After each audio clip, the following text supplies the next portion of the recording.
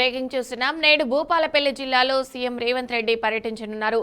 మధ్యాహ్నం 2 గంటలకు రేగొండ మండలం కొడవటంచ గ్రామానికి వెళ్లనున్నారు. లక్ష్మీ నరసింహస్వామి ఆలయాన్ని సందర్శించనున్నారు. దేవాలయంలో 12 కోట్లతో 15 లక్షలతో నూతనంగా నిర్మించిన ఆలయాన్ని సీఎం రేవంత్ రెడ్డి ప్రారంభించనున్నారు. ఇక అనంతరం చేర్పూరులోని నిర్వహించనున్న ప్రజాపాలన ప్రగతి బాట బహిరంగ సభలో పాల్గొననున్నారు. ఇక ప్రగతి నివేదిక బహిరంగ సభలో సీఎం రేవంత్ రెడ్డి పలు అభివృద్ధి పనులకు శంకుస్థాపన చేయనున్నారు. ఇదే అంశానికి సంబంధించి మరింత సమాచారం మా ప్రతినిధి సాల్మన్ అందిస్తారు. Salman. Thank you Vijaya. Municipality ఎన్నికల ప్రచారంలో వివిధ రాజకీయ పార్టీలు అయితే శరవేగంగా ప్రచారం అయితే నిర్వహిస్తున్నారు. దీనికి సంబంధించి సీఎం రేవంత్ రెడ్డి భూపాలపల్లి జిల్లాలో అయితే పర్యటించనున్నారు. ఎన్నికల ప్రచారంలో భాగంగా గణపురంలో ఏర్పాటు చేసిన బహిరంగ సభలో సీఎం రేవంత్ రెడ్డి అయితే ప్రసంగించనున్నారు. మనం చూసుకున్నట్లయితే ఉమ్మడి జిల్లా వ్యాప్తంగా ఇటు కేటీఆర్ అదే విధంగా బీజేపీ నుంచి ఈటల రాజేందర్ ఇప్పటికే సీఎం రేవంత్ రెడ్డి భూపాలపల్లి జిల్లాలో పర్యటించనున్నారు.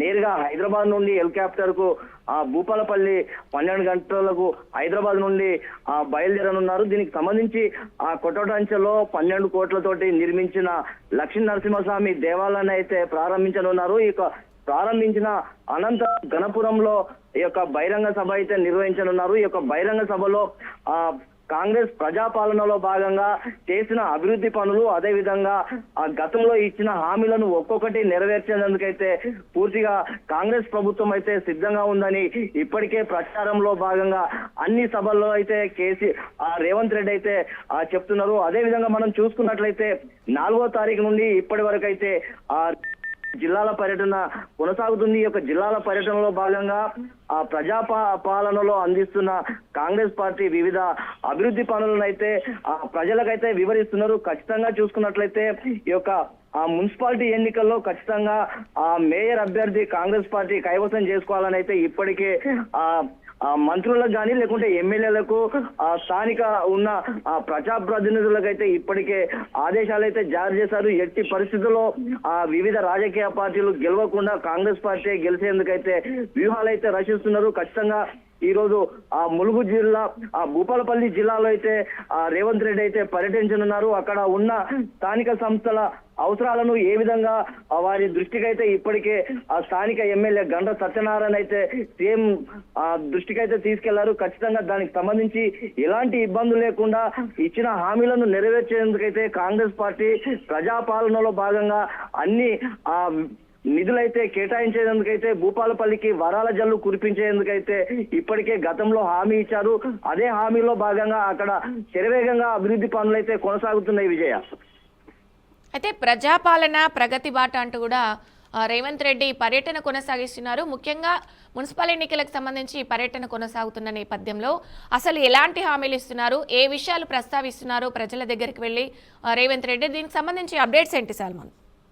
మనం చూసుకున్నట్లయితే కాంగ్రెస్ పార్టీ అధికారంలోకి రాకముందు ఏదైతే హామీలు ఇచ్చారో ఖచ్చితంగా కాంగ్రెస్ పార్టీ అధికారంలోకి వచ్చిన తర్వాత ఒక్కొక్క హామీ అయితే నెరవేరుస్తుంది. ఖచ్చితంగా స్థానిక సమస్యలను దృష్టిలో పెట్టుకొని కూడా కొన్ని హామీలు అయితే ఇవ్వడం జరుగుతుంది. మనం చూసుకున్నట్లయితే మిర్యాలగూడ నుంచి ప్రారంభించిన ఈ యొక్క రేవంత్ రెడ్డి ఖచ్చితంగా దీనికి సంబంధించి జిల్లాల పర్యటన అయితే చేస్తున్నారు.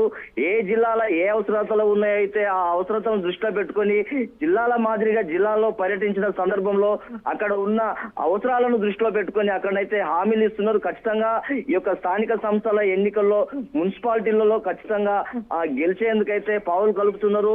ఖచ్చితంగా ఎందుకంటే రానున్న అసెంబ్లీ ఎన్నికలను దృష్టిలో పెట్టుకొని ఇప్పటికే వివిధ రాజకీయ పార్టీలు ఖచ్చితంగా స్థానిక సంస్థలు గతంలో చూసుకున్నట్లయితే సర్పంచ్ ఎన్నికల్లో కాంగ్రెస్ పార్టీ కైవసం చేసుకుంది. అదేవిధంగా మున్సిపాలిటీ ఎన్నికల్లో కూడా ఖచ్చితంగా కౌన్సిలర్లను గెలిపించి మళ్ళీ రాబోయే అసెంబ్లీ ఎన్నికలకు ఇది పునాది అనుకొని ఖచ్చితంగా అక్కడ ఎట్టి పరిస్థితుల్లో రెబల్ గా ఉన్న అభ్యర్థులను కూడా వారిని బుజ్జగించి లేకుంటే వారికి హామీ ఇచ్చి వారిని విరమించుకొని ఖచ్చితంగా కాంగ్రెస్ అభ్యర్థులను గెలిపించాలని అయితే ఇప్పటికే ఆదేశాలు అయితే జారీ చేశారు. ఖచ్చితంగా మంత్రులకు కూడా ఆదేశాలు అయితే జారీ చేశారు. ఖచ్చితంగా ఇది మున్సిపాలిటీ ఎన్నికల్లో కాంగ్రెస్ పార్టీ విజయం సాధించాలని అయితే ఇప్పటికే పిలుపిచ్చారు. అక్కడ స్థానిక సమస్యలను దృష్టిలో పెట్టుకొని అయితే అక్కడ స్థానిక సమస్య పెట్టుకొని అయితే వారికి రానున్న రోజుల్లో త్వరలో ఆ యొక్క సమస్యలను పరిష్కారం చేసేందుకైతే రేవంత్ రెడ్డి ఇప్పటికే హామీ ఇస్తున్నారు. మంత్రులు కాకుండా లేకుంటే స్థానిక ఎమ్మెల్యేలు కాకుండా నేరుగా సీఎం రేవంత్ రెడ్డి రంగంలోకి దిగాడు. ఖచ్చితంగా మున్సిపాలిటీ ఎన్నికల్లో కాంగ్రెస్ పార్టీ విజయం సాధించేందుకైతే కృషి చేస్తాను. అదే విధంగా మీ ఏ సమస్యలు ఉన్నా ఇందిరమ్మ ఇల్లు అనుకోండి, లేకుంటే పింఛన్స్ అనుకోండి, గృహలక్ష్మి, గృహజ్యోతి, అదే విధంగా ఉపాధి కోసం అనేక మందికి అయితే ఇప్పటికే నోటిఫికేషన్ జారీ చేశారు. ఉద్యోగ అవకాశాలు కూడా గతంలో ఉన్న ప్రభుత్వాల కంటే ఇప్పుడు పెద్ద ఎత్తున ఉద్యోగ అవకాశాలు కూడా కల్పిస్తున్నాం. డబుల్ బెడ్రూమ్ ఇందిరమ్మ ఇల్లు కూడా నిర్మించి ఇస్తున్నాం.